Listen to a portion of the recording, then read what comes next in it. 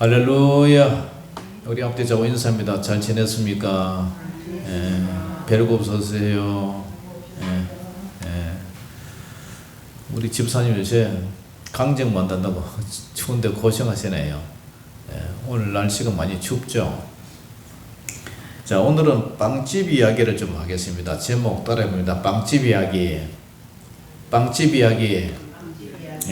여러분들 빵 좋아하세요? 밤이 들어가지고 김이 송송 나는 그 빵이 참 맛있더라고요. 베들레헴에는 성경에서 작지만 중요한 도시로 등장합니다. 히브리어로 베들레헴 하면은 떡집 또는 빵의 집, 빵집 그런 뜻이죠. 이 베들 하는 거, 베들은 집이라는 뜻이고, 그 다음에 레헴은 빵이라는 거예요. 그러니까 베들레헴 하면은 빵집이라는 뜻이죠. 우리 근사님 빵 좋아하세요? 떡을 좋아하세요? 그러면 밥은 좋아하세요? 밥이 싫으면 이제 가실 때가 다 된 거죠. 밥이 먹기 싫으면 죽이라도 잡숴야 돼요. 어제 동지 팥죽 끓여 먹는 날인데 동지 팥죽 드셨어요? 안 드셨어요? 점심 때 아마 사모님이 팥죽을 좀 내놓을 것 같아요. 자, 이 우리나라 지명에도 지명의 이름이 있어요. 경남 합천군. 합천군이 무슨 뜻이죠? 합적 한자로 보면은 좁을 협자예요. 그러니까 이 골짜기가 시내가 좁다는 뜻이에요. 이 합천은 산이 많으니까. 합천군 청덕면. 청덕면은 푸르다. 그 다음에 덕이 많다. 덕이 넓은 푸른. 그러니까 그 청덕면에 이게 덜이 많잖아요. 청덕면. 앙진리. 앙진리가 뭔 뜻이죠? 앙진리라는 것은 옆에 강이 있잖아요. 이 강에 물결이 파도가 우르르 불 앙자예요. 물진, 물이 흘러가다가 적교 다려서 거꾸로 이래 우르르 본다. 거꾸로 이게 빙빙 돌면서 이렇게 솟아오른다는 뜻이에요. 그래서 앙진리예요. 그 다음에 유천마을은 버들유자, 말천자. 버들이 많다. 이 신반천에서 쭉 내려 전부 버들나무잖아요. 그래서 버들유자에다가 신해천자, 유천마을이 된 거예요. 근데 옛날에 이게 넉바오라 그랬죠. 그죠? 넉바오. 왜 넉바오냐면은 넓을 바위양, 넓은 큰 바위가 많이 있었던 것 같아요, 옛날에. 그 넓은 바위가 있었다고 해서 넓은 바위를 경상도말로 하다 보니까 넉바오가 된 거예요. 이 오소는, 우리 집사님 고향 오소는 아마 까마귀가 많은 것 같아요. 까마귀 오자, 소자는 장소하는 그런 장소. 신반은요, 새신자, 반대반자, 새 것을 반대한다. 그렇게 읽으면 안 돼요. 그 반자는 돌이킬 반자가 있어요. 반대반자도 쓰지만 돌이킬 반자가 새 것을 돌이킨다는 뜻이에요. 신반이. 그 뜻을 알면은 이해가 가요. 부리면 부자가 부자 부자예요. 부유할 부자. 부자가 수풀처럼 많다 해서 부리면이 된 거예요. 그래서 오늘 이 베들레헴도 빵집, 떡집 그런 얘기예요. 옛날 우리나라에 이게 성경이 처음 이게 이제 선교사님들 와서 기록할 때는 우리나라에 빵이라는 게 없었어요. 떡이 있잖아요. 그래서 떡집으로 다 번역되었어요. 사실은 빵집이요. 빵, 브레드, 빵국 만드는 그런 집이라는 뜻이에요. 자, 오늘 이 베들레헴의 동방에서 박사들이 찾아왔어요. 바로 이 베들레헴에서 우리의 구주 예수님이 아기로 탄생한 곳입니다. 지금 현재 이스라엘하고 팔레스타인하고 그 싸우는 그 가운데 요르단강 서안 지구에 이 베들레헴이 있는데 소속은 팔레스타인으로 되어 있어요. 근데 이 베들레헴이 어떤 곳이냐? 이 베들레헴에 대한 역사를 이제 쭉 말씀드릴 거예요. 야곱의 아내 라헬, 이스라엘의 어머니가 모신 곳이 바로 베들레헴이에요. 베들레헴의 옛 지명은 창세기 48장에 보면 에브랏이라는 거예요. 에브랏. 이 에브라시아는 베들레헴에는 감람나무, 포도나무, 무화과 등이 가설이 이제 넓게 펼쳐져 있었어요. 그래서 야곱은 임종 직전에 애굽의 국무총리를 지낸 아들 요셉에게 너희 어머니를 장사한 것이 바로 이 에브라시다, 그런 얘기를 해요. 그리고 창세기 48장 7절에 에브라스는 곧 베들레헴이라 이렇게 부연 설명을 하고 있어요. 구약 성경에서의 베들레헴은 어떤 곳이냐? 라헬이 창세기 35장에 라헬의 죽음과 묘저가 있는 곳이죠. 야곱의 아내 라헬이 베들레헴 근처에서 베냐민을 낳다가 죽고 이곳에 묻혔습니다. 그래서 이곳은 라헬의 슬픔을 상징합니다. 아이를 낳다가 사산에서 아이를 품에 안아 보지도 못하고 산모가 먼저 죽어간 베냐민 어머니의 슬픔 있는 무덤입니다. 이 사산이 아니겠죠. 아이는 좀 살아있지. 엄마가 대신 죽은 거지. 이 무덤은 오늘날에도 중요한 유대교 성지로 남아 있습니다. 예수님은 바로 우리의 눈물과 환난과 슬픔을 당한 자를 위해서 우리의 눈물을 닦아주기 위해서 오신 줄 믿습니다. 할렐루야. 그 다음에 두 번째로 이 베들레헴은 어떤 곳이냐? 룻의 시어머니 나오미와 그 남편 엘리멜렉의 고향이고 또 친척 보아스의 고향입니다. 룻기 1장에서 또 보아스 룻기 2장에 나오죠. 사사들이 치리하던 그때에 엘리멜렉의 아내 나오미는 그죠? 그 베들레헴에 가뭄이 들어서 흉년이 들어서 모압으로 이사를 갑니다. 그런데 객지 생활에 타국살이 그쪽으로 갔지만 나오미는 남편도 죽고 두 아들 말론 기럨도 죽어버리고 배가 망신해서 빈손 털터리로 다시 고향 베들레헴으로 찾아갑니다. 그때 시어머니를 따라 시가의 고향인 베들레헴에 이 룻이 따라가요. 며느리가. 막상 시어머니를 따라서 나섰지만 고향에 도착해 봐야 먹을 식량도 없어서 할 수 없이 보아스의 보리밭에서 이삭을 주우며 그 낱개 이삭을 가지고 겨우 생명을 연명하고 있습니다. 여기서 보아스는 나중에 기업 물을 자 고엘 제도를 따라서 남편도 없고 가난하고 천하고 의지할 곳 하나 없는 이 룻에게 은혜를 베풉니다. 보아스의 사랑은 희생적이고 인애의 사랑, 인애를 히브리 말로 헤세드라 그러죠. 이 인애의 사랑으로 룻을 위해서 자신의 이익을 포기합니다. 기업을 물을 자로 고엘제도 기업을 물게 되면 결국 그 재산을 그 자기 아내에도 이제 상속을 해줘야 되니까 재산상 손해가 나요. 예. 그럼에도 불구하고 그녀를 자기 재산의 상속의 일부를 받아들여요. 그리고 룻이 보아스에게 그 이제 보리 낯가락 그 안에서 이제 잘 때에 자신의 발치 이불을 들고 누우면서 보아스의 옷자락을 덮어달라고 요청을 합니다. 이것이 무엇을 상징합니까? 보아스는 그 지방에 유력하고 부귀하고 능력 있는 부자였어요. 반대로 룻은 가난하고 무력하고 남편도 없는 불쌍한 모함 여자요, 이방 여자였어요. 그럼에도 불구하고 은혜를 베풀고 그녀를 기업 물을 자로 이렇게 구속을 합니다. 도와주죠. 부은을 해주죠. 보아스가 룻을 기업 물을 자로 사서 아내로 삼은 것이 무엇을 말하고 있습니까? 바로 유력하고 부유하고 능력이 많으신 예수님이 힘없고 나약하고 가련한 이방인은 우리 죄인을 신랑 대신 예수님이 신부로 삼으시고 죄에서 구속함을 상징하고 있는 거예요. 할렐루야. 이것이 룻기의 그 모든 스토리의 핵심이에요.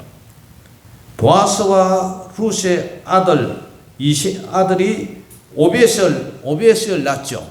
그죠? 그 사이에 오벳이 이새를 낳고 이새가 다이동을 낳아요. 그런데 다이동의 혈통에서 누가 탄생합니까? 바로 예수 그리스도 계보, 우리 예수님이 탄생하여 그게 족보예요. 보아서는 예수 그리스도 예수님의 예표로 나오고 룻은 예수 그리스도의 신부인 교회의 예표로 나와요. 이 계보는 구약과 신약의 구속사가 어떻게 이어지는가를 보여주고 있어요. 이 구속하다, 이 가하라는 말은 되찾다, 구원하다 그런 뜻이죠.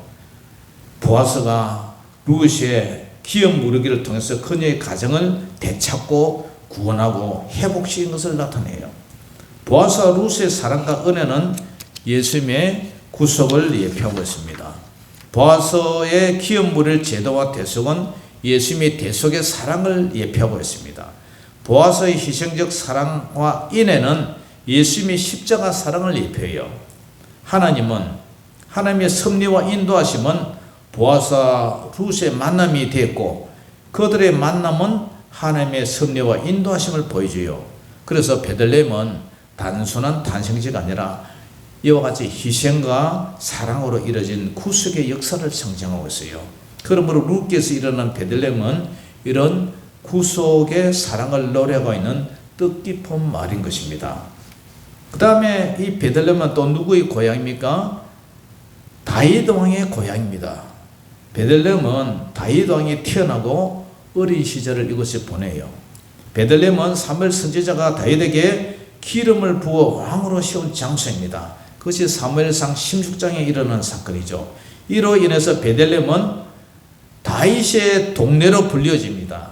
메시아의 탄생 예언과 연결되죠. 그래서 누가복음 2장 11절에 오늘 다윗의 동네에서 너희를 위하여 구주가 나셨으니 곧 그리스도 주시니라.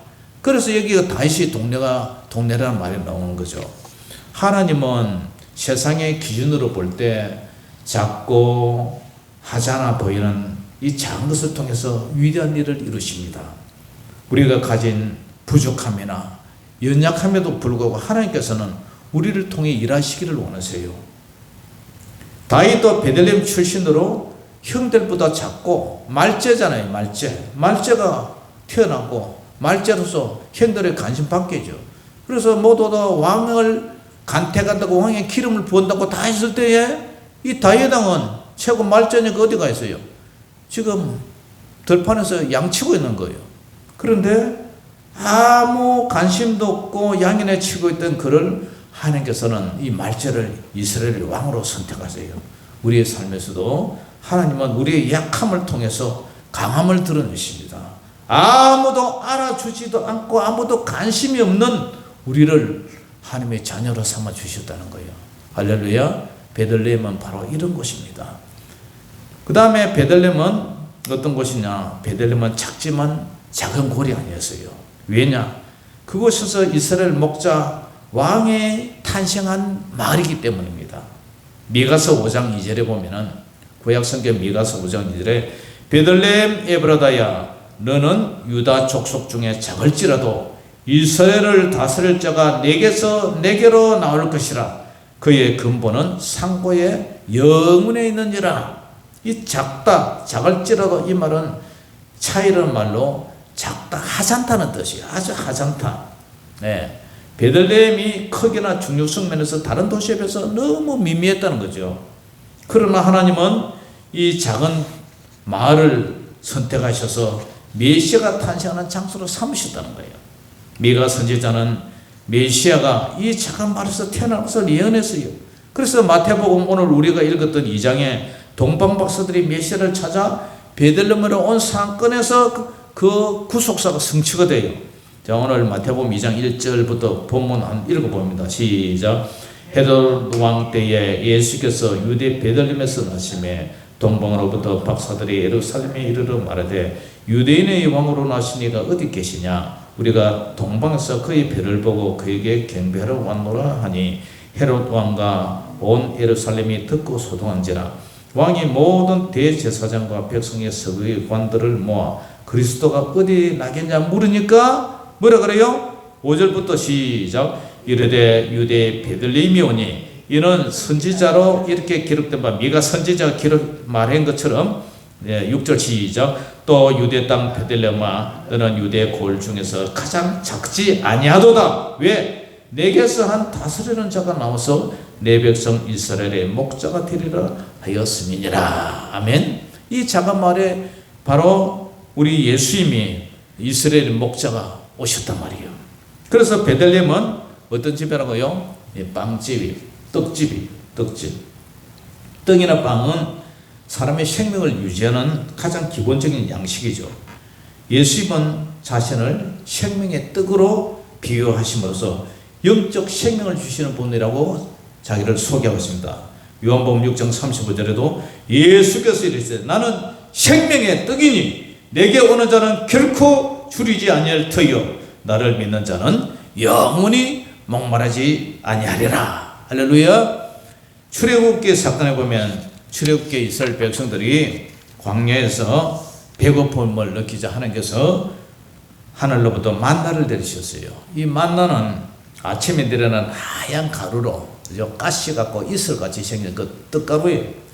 이스라엘 백성이 그것을 먹음으로써 40년 광야 생활을 생명을 유지할 수 있어요. 그러나 만나를 먹어도 다시 배고픔이 찾아왔고 결국 죽음은 피할 수 없다는 사실이죠. 예수님은 요한복음 6장에서 자신을 이와 같이 생명의 떡으로 소개하십니다. 생명의 떡은 만나와 대조되는 개념입니다. 예수님의 떡은 하늘에서 내려온 것이고 이를 먹는 자는 영원히 줄이지 않고 목마르지 않는다. 바로 영적 생명을 주는 떡으로 영혼의 양식이라는 사실이죠. 요한복음 1장 1절에서 14절에는 이 떡이 로고스와 연결이 돼요. 이 로고스라는 것은 이제 헬라어로 하나의 라지 하나의 논리 이런 뜻으로도 되고 말씀이라도 그래요. 요한복음 초장에서 예수님은 자신을 말씀으로 소개해요. 말씀은 하나님이시고 말씀은 하나님과 함께 계시고 말씀은 하나님이셨다. 이 말씀은 육신이 되어 세상에 오셨으며 그분은 바로 예수 그리스도다. 이 말씀은 생명의 빛이요 모든 사람에게 생명을 주시는 뜻이다. 그 얘기를 지금 요한복음 1장에 쭉 기록되어 있죠. 그래서 요한복음 6장 51절에도 나는 하늘에서 내려온 살아있는 떡이니 사람이 이 떡을 먹으면 뭐하리라? 영생하리라. 이 하나님의 말씀을 먹으면 영생하리라. 내가 줄 떡은 곧 세상의 생명을 위한 내 살이라 하시니라. 그래서 우리에서 이것을 기념해서 성찬식 할 때에 예수님이 흘리신 피잔을 마시고 포도주를 피로 상징하고 그 다음에 찢긴 살을 이 빵으로 상징을 하고 우리가 떴잖아요. 떡집에는 뭐가 있어야 돼요? 떡이 있어야 되죠. 빵집에는 뭐가 있어야 돼요? 빵이 있어야 돼요. 여러분들 집에 가면 전기밥솥에는 뭐가 꽂혀 있어요? 뭐가 있어요? 밥이 들어있어요. 베들레헴은 생명의 떡, 생명의 빵이신 예수님이 오셨어요. 그러면 우리들은 무엇을 먹고 살아야 합니까? 마태복음 4장 4절에 예수께서 대답하여 이르시되 기록되었으되 사람이 떡으로만 살 것이 아니요 하나님의 입으로부터 나오는 모든 말씀으로 살 것이라 하였느니라 하시니라. 아멘. 세상 사람들은 밥 먹고 살아요. 그러나 우리 성도들은 하나님의 입에서 나오는 모든 말씀을 밥처럼 먹고 살아야 된다. 그것이 우리 영혼을 소성시키고 영혼을 부유케 하고 영혼을 배부르게 하는 생명의 양식인 줄 믿습니다. 할렐루야. 사랑하는 성도 여러분, 베들레헴은 단순히 작은 마을이 아니에요. 베들레헴은 하나님의 구속객이 시작된 생명의 떡집이에요. 라헬의 탄식, 라헬의 아기를 낳다가 정말 피를 흘려가면서 죽어가면서도 그 아기를 바라보고 품에 안아보지 못한 슬픔이 묻힌 곳이에요. 베들레헴은 어떤 곳입니까? 룻과 보아스의 사랑으로 구속함을 입은 곳입니다. 목동 다윗의 왕으로서 기름을 부음을 받은 것이 바로 베들레헴이에요. 예수님의 말씀의 육신이 되어 아기 예수님으로 탄생한 것이 오늘 바로 베들레헴이에요. 베들레헴은 비록 작고 보잘것없는 작은 마을이었지만 이곳에서 하나님은 아주 옛날 창세기로부터 우리 죄를 위해 생명의 떡을 예비하신 곳인 줄 믿으시기를 주의 이름으로 축원합니다. 지금도 하나님은 어떤 하나님이십니까? 하나님은 지금도 작고 천하고 연약한 것을 통해서 위대한 일을 이루십니다. 예수님은 우리의 생명의 떡이 되셔서 영원한 생명 말씀으로 우리의 영혼을 소생하게 하시는 것입니다. 뿐만 아니라 베들레헴에서 시작된 구원의 얘기는 오늘날 우리에게도 계속해서 오늘까지도 베들레헴 이 구원의 이야기를 전파하고 또 전하고 있습니다. 베들레헴 빵집, 떡집, 우리가 매일 먹고 사는 밥집, 밥이 없으면 우리는 죽습니다. 그러나 생명의 밥, 하나님의 말씀을 먹는 자는 결코 줄이지 않다는 것입니다. 날마다 베들레헴으로 예수님의 생명의 말씀으로 굶주리지 않고 배부르고 살찌고 부유한 생명의 양식이 저와 여러분에게 날마다 시마다 공급되어지기를 주의 이름으로 축원합니다. 기도하겠습니다. 하나님 아버지 은혜를 감사합니다. 오늘 베들레헴이라는 주제로 말씀을 전했습니다. 하나님, 사람이 밥으로 사는 것이 아니라 하나님 입에서는 말씀으로 산다 했는데 날마다 우리가 말씀으로 부여지고 올해도 성경을 읽고 또 묵상하고 왔지만 내년에는 더욱더 말씀에 사로잡혀서 우리 영혼이 배부르고 살찌고 부유해지는 영적으로 건강해지는 저희들 되게 하여 주시옵소서. 모든 영광을 주님께 올려드리며 살아계신 우리 주 예수 이름으로 감사하며 기도 올리옵나이다. 아멘. 찬송 부르면서 준비한 예물 드리겠습니다.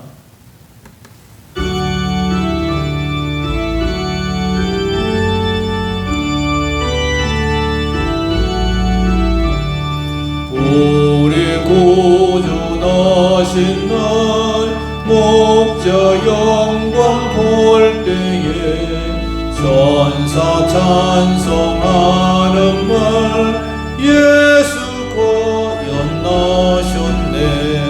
우리 임금 우리 주 모두 함께 주라세. 예수 그리스도 우리 주 베들레헴에 나셨네.